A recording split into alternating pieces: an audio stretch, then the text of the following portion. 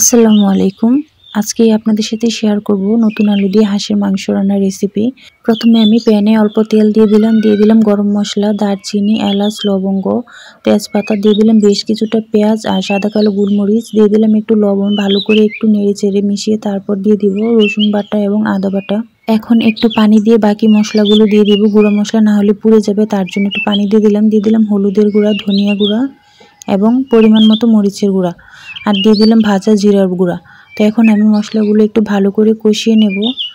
কষানো হয়ে গেলে আমি একটু পানি দিয়ে কষিয়ে নেব, তারপরে আমি মাংসগুলো দিয়ে দিব। আগে থেকেই মাংসগুলো কেটে ধুয়ে রেখেছিলাম। এখন আমি মাংসগুলো দিয়ে দিলাম। তারপর মাংসগুলো আমি মশলার সাথে ভালো করে কষিয়ে নেব, যাতে করে মাংসটার ভিতরে মশলাটা ঢুকে যায়।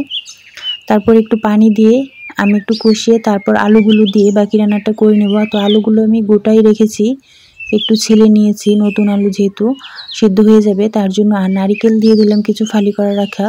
তারপর এখানে দিয়ে দিব নারকেলের দুধ। নারকেল দিয়ে আপনারা কে কে হাঁসের মাংস রান্না করেন অবশ্যই জানাবেন, আর কেমন লাগে অবশ্যই জানাবেন। তো এখন একটু ঝোল দিয়ে এটা সিদ্ধ হওয়া আগ পর্যন্ত রান্না করে নেব। আর লাস্ট পর্যায়ে এখানে দিয়ে দিব জিরার গুঁড়া আর কিছু গরম মশলা গুঁড়া।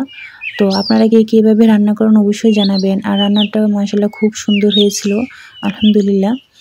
তো আপনাদের কাছে ভিডিওটি ভালো লাগলে লাইক কমেন্ট করে পাশে থাকবেন। আজ এই পর্যন্ত, আল্লাহ হাফেজ।